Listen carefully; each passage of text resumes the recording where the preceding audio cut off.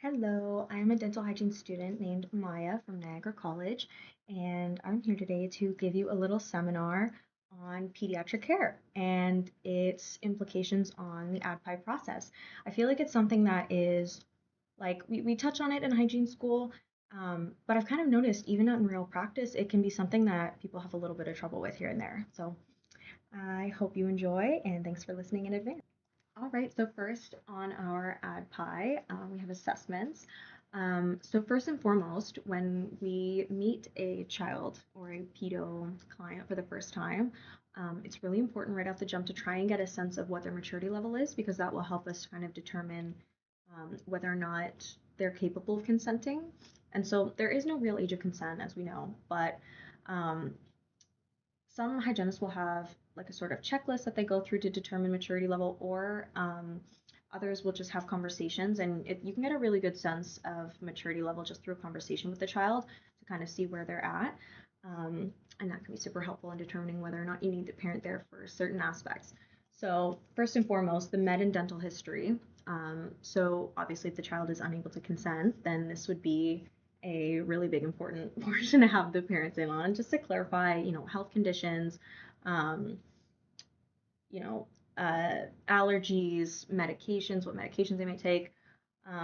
They can also testify to home care and nutrition, especially if they're the one, doing the child's home care, or if they still pack their lunches, then that would be very useful information. And again, for consent, it all depends on the child. And in terms of when you want the parent to kind of go and why you want the parent to go, first and foremost is children act their best when their parents are not around, unfortunately. And so having the parent kind of out leaves it between you and the child, and it can be a little easier to get them to behave when they're by themselves, especially if you have a child who's anxious about the dentist and their parent is even more anxious about them, feeling pain or being uncomfortable. Sometimes it can kind of cause a child to be a little bit more antsy. Um, so the next thing we would consider is vitals. So vitals are only taken on children 16 and up, and that's pretty much all you have to know about that. In terms of PPR, or pre-procedural rinse, that is only done on children ages 12 and up. If they're between 12 and 15, that's when we'll probably want to use something like Listerine. And 16 plus is when we're okay for chlorhexidine use. So next up, in terms of x-rays, um, now the general rule of thumb is, has it been over a year? If it's been over a year, we'll want x-rays. But if you're really looking and you're paying attention to the CRA, now if this is a new client, obviously we're going to want to just get whatever rads we have available. But if it's a client who's returning, we really want to follow their CRA. But x-rays can be especially important for clients who are like mixed dentition, to kind of see, how their eruption patterns are going, are teeth coming in on time, and so on and so forth. The next kind of point is regarding PSPs. So children have a very vast variety of developmental stages, we can say. Um, And basically, really, when it comes to PSPs, it can be sort of trial and error, especially if it's a first client you haven't seen before. So typically for younger children, a size 0 to 1 is perfect. But then, you get your older children who are like, I think even honestly, age 10 and up, a lot of the times, they can tolerate a size 2, and some of them actually prefer it, I found. Um, but yeah, it really all just kind of depends on what's working, what feels comfortable for the child. If they're biting down and they're just, it's not quite closing, then obviously we know a size up is necessary. Um, and it can also be really important too. So when we want something like bite wings, for children with the size zeros and ones and twos, we just want to confirm and really make sure with the dentist that we want either 2 posterior bite wings or 4. Um, Based on what the PSPs will cover, really, is what it comes down to. And lastly, do not forget to adjust the control panel for a child client. So the next parts of the assessment phase are your indices, perio assessment, CRA, and PRA. So for indices, those are going to stay the exact same. We still want to know all of the same things. And here, it's much more likely that your BIs are going to be a little bit higher for a pedo client. They don't quite know how to brush their teeth yet, and mom or dad might be doing it, and children don't always love their teeth being brushed. Um, Plus their diets and all of the kind of karyogenic foods that they typically do have in their snacks and lunches and such, you're kind of destined to get higher BIs and GIs, especially. Now for your perio assessment, this does change a little bit. Now if you're 17 and older, or sorry, your client is 17 or older, that is when you're going to want to do a full-blown perio assessment, just like anybody else, where you're probing the entire mouth. However, if they are below 17, then we're just going to really want to focus on the centrals and the first molars. Now, if you have a client who is under the age of 17 and in the centrals or first molars you find a 4 millimeter pocket or above, or one or more 4 millimeter pockets that are completely unrelated to eruption or orthodontics, then we're going to want to consider a full mouth probe. And that will also prompt us to do a periodontal risk assessment for the child, which, so I've heard, is pretty uncommon, thankfully. And yeah, so the last part we're going to want to focus on is, of course, bleeding on probing. Do we have bleeding? Now, considering their GIs are typically a little higher, it could be a little bit higher for children. Their gingival margin as well, and mobility. So mobility is a really special thing in peds because mobility, aside from RADs, can be a really good indicator of how their eruption is going, and what's soon to come out next. And kids get excited about that stuff. They really want to know about it, and it can also be something that parents are eager to know as well. So next up for your CRA, it's very important that your CRA stays the same, just as any other. It's a great indicator of you know how often we want to take x-rays, how often we want them to come back in for appointments in general, a whole bunch of things that are super, super important. And again, for children, since their BIs and GIs and their general home care is going to be a little bit poorer because they're children, um, their CRA is more likely to be moderate to high, um, but nonetheless, very important it stays the same. So, and again, for your PRA, 4 millimeter pockets and above, one or more, um, aside from ortho and eruption, is going to be super pivotal. But again, very rare in use. So also a really important part of the assessments is the DDS exam. So we're going to want to have the DDS exam every single time for kids.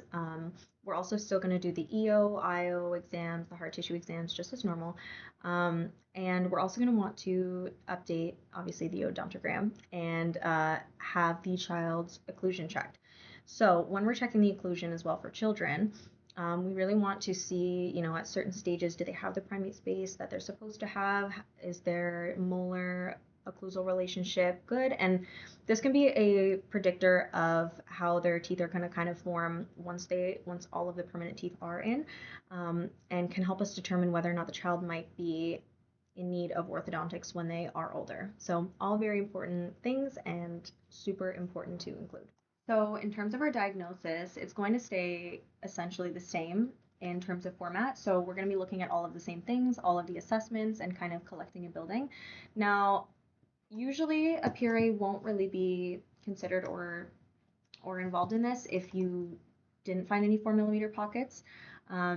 So your CRA will definitely though, and so will your indices and your perio. And then we're also going to want to consider factors like their nutrition and their home care, and all of their different habits and routines. So all of those things are going to be super pivotal in coming up with your diagnosis. And from what I've heard and seen personally, children do typically have gingivitis.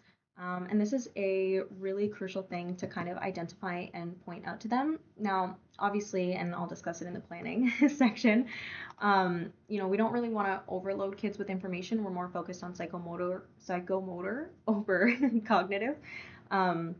But at the same time, we do still want to educate children about our findings, and kind of teach them, what they are and how we can fix them and things like that. So having a proper diagnosis and, having good rationale for it is going to be really pivotal in this point too. Okay, so next up is planning. So planning for children is a little bit different. So we want to keep it nice and short and sweet because again, children have short attention spans. And the number one thing we want to focus a lot of attention on is the psychomotor goals over the cognitive goals. And that is because, again, children have short attention spans, and we really don't want to overload them with information because that might end up um, with them leaving knowing nothing. Um, so, so we want them to know it, we want them to understand it, and we want them to appreciate it. But we do really want to focus on the psychomotor goals because they're just kind of, especially when they're younger, this is when they're just kind of they might be learning to brush on their own without mom and dad's help. Um, so understanding how to brush well is super important. So the other thing to cover is, we want to see how they're brushing, um, and how they're flossing. If they're at the age where they can rinse, then that's another thing as well. But primarily, brushing and flossing are going to be the number two, or sorry, the two biggest things that we want to focus on with children, and make sure that they're really learning how to do right from an early age. So next up is parent involvement. So we do want to have the parents involved in this portion. It's super, super important. Um, Really depending on age. So typically, if they're, if they're like 16 to 18, it really kind of just depends. But the general rule of thumb, you want the parent there. And, especially if they are teaching their child how to brush their teeth, then kind of giving the child guidance while the parent is there might kind of help to improve the knowledge, the general knowledge of both the child and the parent in how to brush. So next up for the appointment plan. So our current clinics in school are 2 hours, and obviously that's a lot for a child to sit through and not get antsy. And in a general dental office, the appointments are going to be about an hour. Now, when you go to a specialty office, the appointments are usually around 30 minutes for a child, just because, again, it is a lot for them to sit there for a really long time. Um, Now, it depends on obviously case by case how much you can get done, how much debridement is necessary, or what other treatments are necessary. But um, one appointment is best if you can swing it, and 30 minutes is the absolute best if you can swing it. Um, so the other thing too is in terms of your planning, the more ahead you are with planning, the faster the appointments can move, unless you can successfully go back and do all your documentation. And for kids, sometimes it's going to happen, especially if you're trying to make the appointment go by nice and quick. You may have to just do some of your doc afterwards, and that's totally okay too, because the number one most important thing when a child comes is to create a good experience, um, so that they're less likely to develop a fear of the dental office, and prioritize their care more. So their experience is really of the most importance, um, aside from their, of course, health. So yeah. So lastly, in terms of sealants, that's something you're really going to want to plan for as well. So depending on the age of the child, as we know, your six is coming at 6. And so when we have newly erupted molars, that can be a really, really good time to talk about and think about sealants. So that's something that you should also discuss with the parents and kind of tell them, what the benefits are and the reduction in likelihood of getting occlusal caries. So yeah, that's another super important thing to focus on and pay attention to when you have a pediatric client. So next up is implementation. Now for this, I've decided to put a little extra emphasis on oral hygiene coaching. This can be a difficult one with kids, especially with their short attention spans, but one thing to include that is very important is the parents. So the parents, it can give them an opportunity to learn without, kind of like that direct feeling of blame, where you tell the parent, like this is how, we should be brushing the teeth. Instead, I find it more effective to kind of have the parent there, and while the child is in the chair, kind of practice it with the child and show the child. And while the parent is there, they get the opportunity to see without kind of feeling the blame or having any sort of hesitation. Now, with kids, the tell, show, do method is going to be your best friend. So I found a lot of the times, especially with kids who haven't been to the dentist before or have been very infrequently, um, they're really quite curious about what they're looking at, what's going on. So opening them up to that opportunity and the opportunity to learn about what's around them will make them kind of intrinsically more motivated to be involved in their care. Um, so yeah, they find it really fun. What some people will do too is they'll give their tools, fun names like the suctions, Mr. Thirsty, things like that. Um, but yeah, you really just want to make it a fun and interactive experience for them because again, their experience when they're younger at the dental office is going to be a big indicator of where their oral health lands later on. So next up, disclosant. Disclosant should be involved in every OHC for every child. It is a massive learning tool and it gives them the opportunity to see exactly where it is that they're missing and for you to kind of explain like this is old biofilm and this is new biofilm and this is what this means. And it's like subtle learning with a visual aspect that kind of accounts for a few different learning styles that way. Um, and then of course we want to be demonstrating. We want to demonstrate and we want them to teach us back how to do certain things. And it can be a little bit more fun when of course it's interactive and they're more involved. So when it comes to demonstrating things like brushing, it's helpful to have like a handheld mirror there so they can kind of see what you're doing and then, you know, they can show you back. So next up, what we're recommending. So we really want to recommend some kid-friendly tools.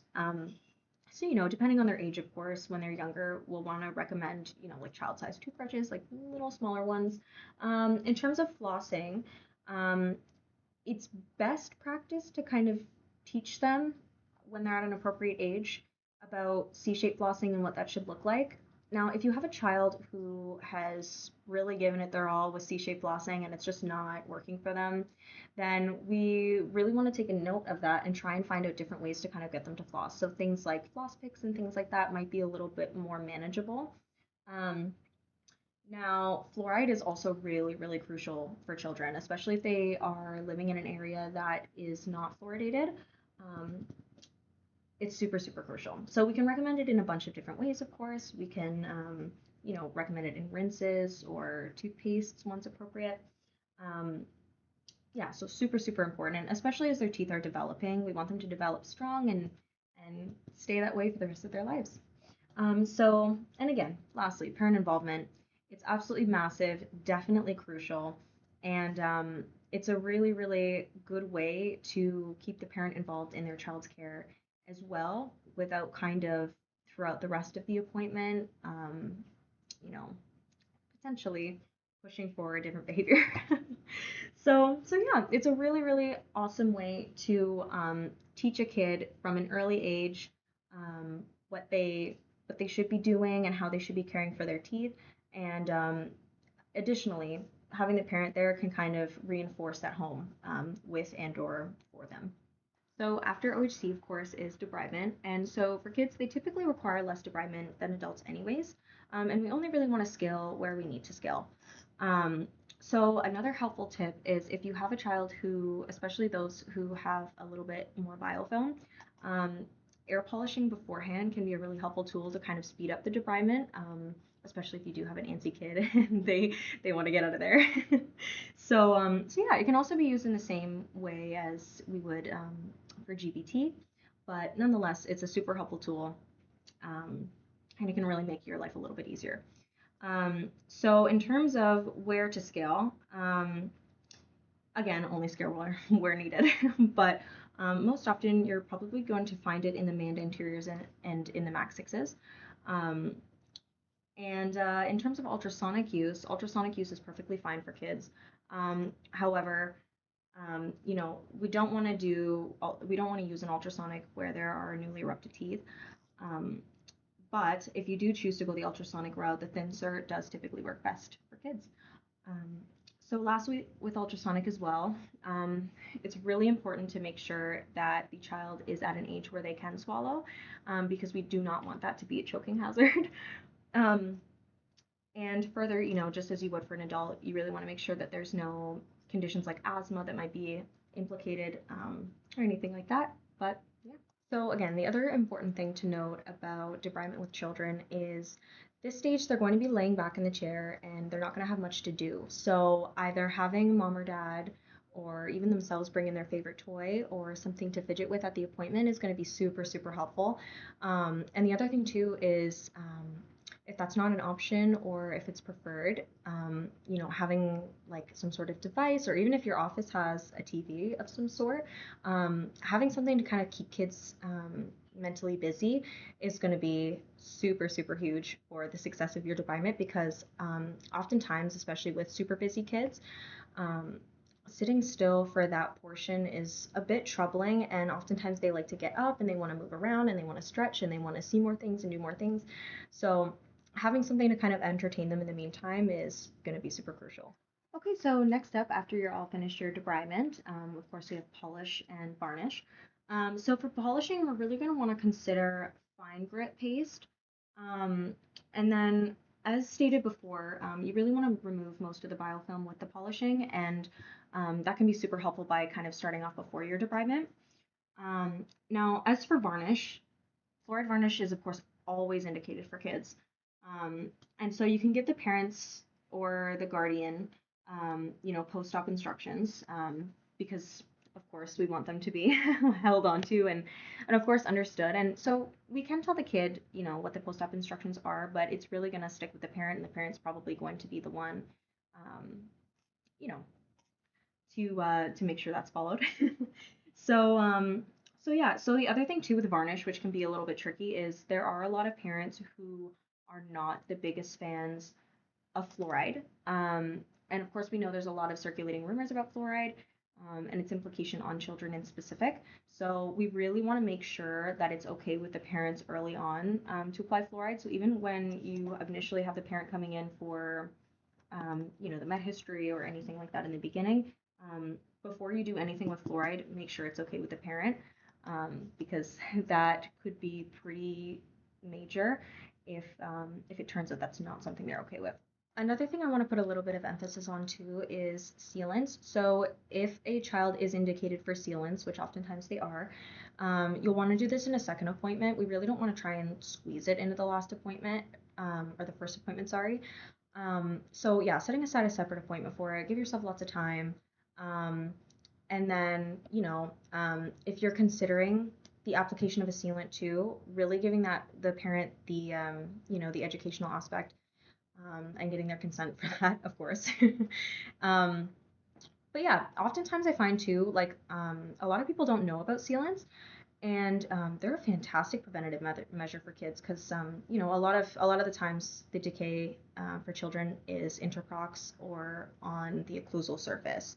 Um, so I find that oftentimes once parents or even slightly older kids learn about sealants, like they're very on board with sealants. So a super important aspect to kind of include and consider in your treatment of PEDS clients. So in terms of the evaluation piece, when we do see the child the next time, of course, we're going to be checking all the same things. We want to see, of course, how their eruption is going if they're a mixed dentition. And we want to see how well they've retained the information that we gave them last time, their compliance and things like that, if certain things are getting better, certain things are getting worse. So evaluation is super critical for kids because it kind of gives us the opportunity to learn what works and what doesn't work for them, which can lay a lot of groundwork for future appointments. Um, the other thing that I wanted to cover too quickly is in terms of tips to use with kids. Um, Again, making them super involved in the appointment and part of the conversation. And you want to keep your language very, very simple. So when we're discussing anything with kids, kind of using like descriptive terminology or imaginative kind of descriptions of what things are, remembering that this is their first time learning about it. And oftentimes, because we know all of these things, it's kind of, we forget sometimes that not everyone does, and especially for kids. The other thing too is if there's something that a kid does not want to do, and you've showed them what it is, and you've showed them that it's safe, and so on and so forth, and you've tried your hardest. We don't want to force kids to do things because again, it's really important that they have a good experience while they're in the chair with us. Um, because it does lay the groundwork for how they're going to take care of their teeth later and how they're going to view dental appointments going forward. Um, so another really important thing too is how to deal with a child that is upset. Um, so something really helpful, truthfully, when kids are upset is just using distraction techniques. So, if you have a child who is sitting in the chair and they are, say they're upset because they don't want to do the scaling or whatever it may be, um, or even if they just miss their mom or something like that, just kind of taking the attention away from whatever it is that's upsetting them in the moment, and then it kind of gives you a bit more opportunity and workability with the child, to kind of come to a solution. Um, and lastly, um, with children aged 5 to 7, um, they're especially fidgety. And of course, like the younger a child is, the more antsy they're going to be, more likely. Um, so it's especially important to get them done nice and quick, if you're able to, and that's when those 30-minute appointments will be especially helpful. So, some final closing notes. First and foremost, back to eruption patterns. So, eruption patterns are going to be something that parents will probably have a lot of questions about. They want to know, are their teeth erupting normally? Like, what are the odds that they might end up needing orthodontics, which of course the dentist can discuss with them, and just things like that. It's really important whether you work in general practice or peds, because even in general practice, of course, you're going to see children every here and there, to know the eruption patterns very well and the sequences very well.